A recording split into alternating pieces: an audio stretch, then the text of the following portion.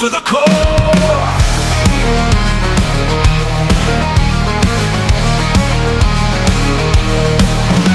Noahsaurus racks on the prowl, beneath the blood-red cowl. Unstoppable force of night, shadows run from his sides. Smoke the ground, shake the trees, rattle bones, bring you to your knees.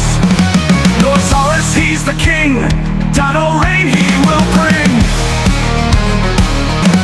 Noahsaurus, he's the king, Dino rain he will bring. Dino rain he will bring.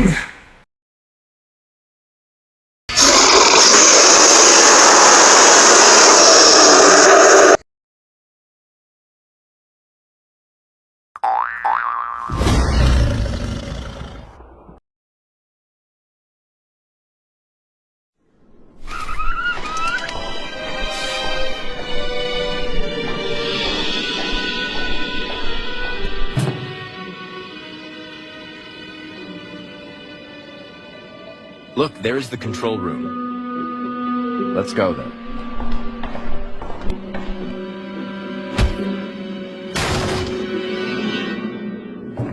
Oh, there's a dead body. It seems this dead body has been lying here for a long time. Damien, which place is this? I had heard about this place where many dinosaurs were brought together and forced to fight. Why do these people do this, after all? All these are used for the enjoyment of the rich peoples. They enjoy watching these animals being killed, and they pay money to this company for that. What kind of people live in this world? They enjoy the death of animals. Danny, listen to me. These people can't be forgiven. Damien. I'll well finish them all.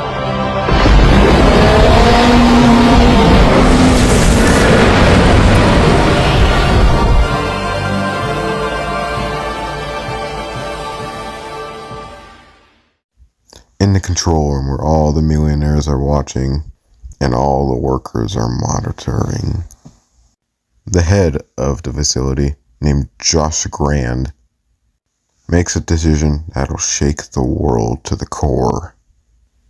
Release all the dinosaurs. One of his co-workers named Jacob Allen speaks to him about it. Boss, are you sure? I think this might be a little bit overkill. That's what the people want. Now release them. I don't think it's a great idea, because when you mean by all of them, you mean... Yes, Jacob. Now do as I say. Listen. If I push this button, none of us make it out of here alive. So be it. Then Josh comes over and pushes the button, releasing most of the fictional dinosaurs.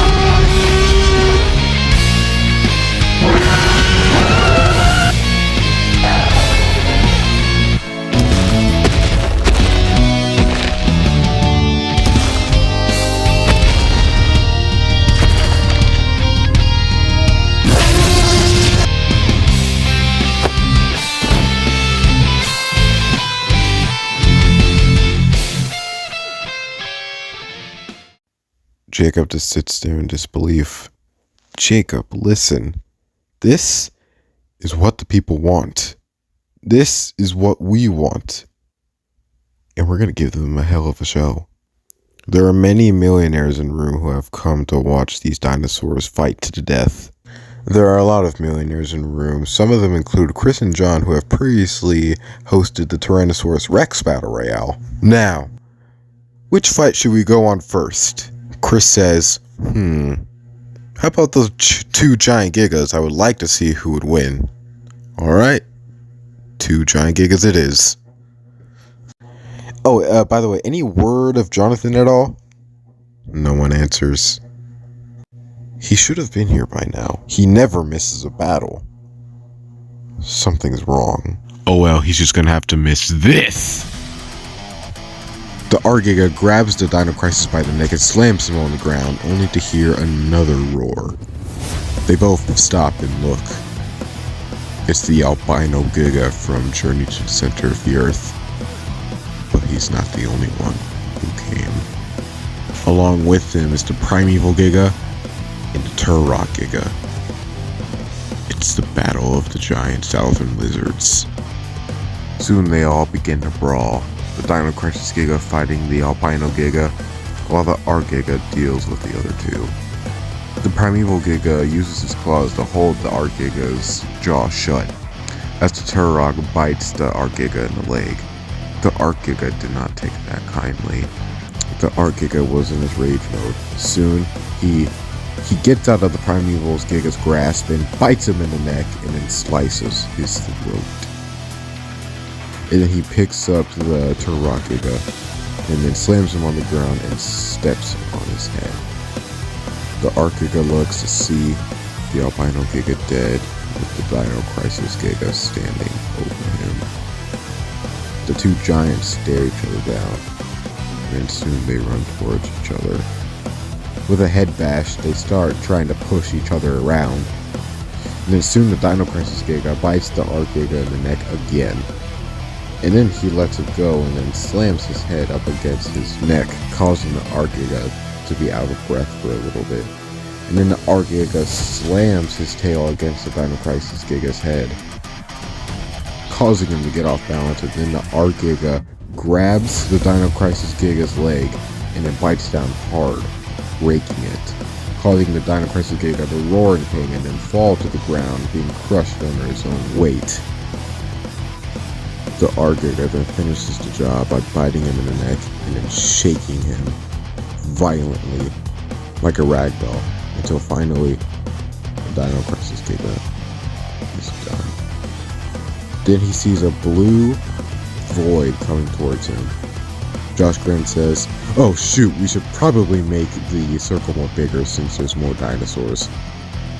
"Jacob, will you make the void more bigger, please?" "Yes, sir." Jacob does that, and he makes the void where it won't go to the middle of the battleground until one day. Alright, now that that's over with, let's go to Patchy and Allar. Allar's not looking too good. He's trying to fight back weakly, but he can barely stand up. And Patchy is right beside him, fending off the Fictional. Then the V-Rex hears a roar. He looks behind him to see a green Apatosaurus named Arlo. Arlo is trying to lead away the V-Rex. Soon the V-Rex takes bait and runs after Arlo, and Arlo quickly runs to the forest. After some time, Arlo comes out of the forest with no trace of the V-Rex anywhere. "Are you guys okay?" he says. Patchy says yeah, but his friend's not looking too good. Allar, struggling to stand, he falls to the ground, injured. "What are we gonna do?" Arlo says. "I don't know, but hopefully a miracle comes in." Spiny and Noah are looking at the opponents that are waiting for them. "Ready to live dangerously?" Noah says. Hell yeah. Gon jumps into the air as the other 4 dinosaurs charge at Spiny and Noah. Noah jumps on Spiny's back as Spiny charges at them, roaring loudly. Noah jumps off of Spiny's tail as he crashes down into the Hypospino and Giga. Spiny basically punches the Arc Acro in the face, knocking him aside. And then he holds the Alpha Tyrannosaurus' jaw in place, and then he opens it and shoots a red beam into his mouth, killing him instantly. Noah has the Hypospino's split jaw in place. He grabs both of them and tears them off, and then turning them around, shoves them deep into his throat. As the Hypospino is struggling to breathe and just in pain, Noah decides to just let him out of his misery and tear off his head. He then picks up the Hypogiga's tail and starts spinning them around faster, faster, faster, faster, and then throws them up into the air and then jumps up and then punches him as he goes flying to the ground onto the Arc Acro and causing a massive impact, but Spiny manages to stay in place. Spiny then flips over the Hypogiga and then tears a chunk out of his chest and then swallows it whole. And he looks at the Arc Acro and Noah lands right next to him. They both look at each other and grin as they both start punching him in the face repeatedly, over and over and over and over, until his head is unrecognizable. Woo! That was fun. They then gone charging headfirst into Noah's back, but it does nothing but only move him a little. Noah looks at him. That was a mistake. He then picks up Gon, jumps up, and throws him into the volcano, and does a lightning blast into the volcano, causing it to explode. Spiny runs out of the way to not get crushed by any rubble. Was that necessary? You probably would have done the same thing. Touche. Come on, let's go. And with that, Spiny and Noah walk into the woods, exploring their surroundings. The Arcarcha and the infected Argentinosaurus are fighting. The Arcarchosaurus has the upper hand by smacking him in the face with his tail many times. But soon, the infected Argentinosaurus uses his tail to smack him in the face and then charges head first into the Arcarcha. He rams his head into the Arcarcha until he hears something. Sounds like footsteps. He looks behind him to see the Jurassic World rebirth Titanosaurus hovering over him. In the blink of an eye, he turns to his side and then uses his tail to lasso around his neck and then slams him on the ground and then stomps on his face, making sure that the plague of madness doesn't affect anyone. But as he looks down at the Arcarcha, he seems shocked. The Arcarcha looks at the Jurassic World rebirth Titanosaurus in confusion, but then he looks down. He sees a bite. It's not good. He's been infected. Soon, his skin starts to turn green. Spike just bit a huge chunk of flesh from the carnivore Ceratosaurus. Then he hears a roar coming from in front of him. He looks and sees Mama Scarface. She looks like a formidable foe, so Spike stamps his ground and roars loudly at her. And soon the two giants begin to brawl. They both first headbutt each other, but then Mama Scarface pushes him and grabs him by the neck. Spike uses his claws to push the Mama Scarface off of him, and then scratch her in the face. Mama Scarface then bites Spike in the arm, and then pushes him to the ground. Mama Scarface was about to stomp on Spike's face, but Spike quickly gets up, and then rushes towards her, grabs Mama Scarface's neck with his jaws, and then puts his arms around her face and then snaps her neck. Mama Scarface falls to the ground. Spike roars in triumph. But then suddenly out of nowhere, the black-tipped T-Rex comes out of the trees and bites Spike in the neck and then slams him into the ground, crushing his neck. The black-tipped T-Rex looks at his dead body and then walks away, looking for new challenges. Sharktooth, wrestling with the plated Sharktooth and sailback Sharktooth, he starts to get a little tired of these shark teeth. Sharktooth then decides just to end it. The plated Sharktooth and the sailback Sharktooth starts to run towards him. Sharktooth then grabs a long, pointed branch and waits for them. And then, as soon as they get close enough, he moves to the right and then shoves the branch through their heads. They both fall to the ground. Sharktooth roars in triumph, but then he sees something. It's another Sharktooth. red claw. But he wasn't alone. Behind him were incoming fast fighters, Screech and Thud. But they weren't the only ones here. He looks and sees 3 sharp teeth, 1 red one, 1 green one, and 1 blue-gray one. It's Crusher, Thrasher, and Smasher. But there's more sharp teeth. The brown red sharp tooth, the horn sharp tooth, the featherhead sharp teeth, the long snout sharp teeth, and fast biters. It's the battle of the sharp teeth. Speckles is walking around, figuring out what is going on. He looks behind him to see Mimos following him. He's not threatened by Mimos because naturally he's just a little dinosaur. What can he do other than sounding like a T-Rex? As he's walking along, he sees all different types of dinosaurs fighting to the death.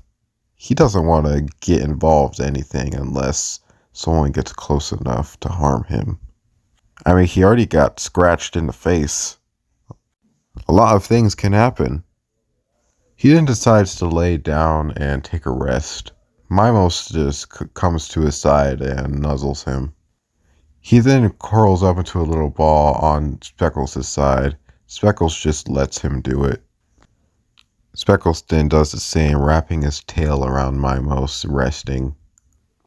But before they can fall asleep, they hear a roar. He looks, and it's Patch the Tarbosaurus. Speckles quickly gets up and roars loudly. It was a roar for him to back off. Patch quickly accepts the challenge and runs towards him. Speckles does the same. Speckles runs at him, but then smacks him with his tail before Patch can do anything. Speckles then bites him in the neck and slams him into the trees, and then slams his foot into Patch's side, and then tears a chunk out of his hip area. Patch roars in pain and then bites Speckles in the tail. Speckles roars loudly as Patch pushes him off and then slams his body into him. Patch then bites him in the head, but then suddenly Mimos jumps on his head and starts clawing his face, managing to hit his eye. Patch roars in pain as Speckles grabs his jugular and then tears it open, his tongue falling out of it as he's choking on his own blood. Patch then falls to the ground, suffocating. Maybe it's best to keep moving. What do you think? Mimos nods as the two start walking to the forest. As Speckles is thinking, he's thinking about what happens if I win? What happens if I'm the only one left? What will I do with all the unnecessary deaths of these dinosaurs who didn't ask to be here? What will I do? I don't want to be the only one left with all of these dinosaurs who didn't want to be here. But there are some out there that are out to kill, so they can satisfy their needs. There's gotta be a way out. There's always a way out. Maybe if we all could just work together, if they would just listen to me, if they would listen to each other, maybe we could be more than just mindless killers that are out to kill. As Speckles and Mimos are walking to the forest, they don't know that they're being hunted.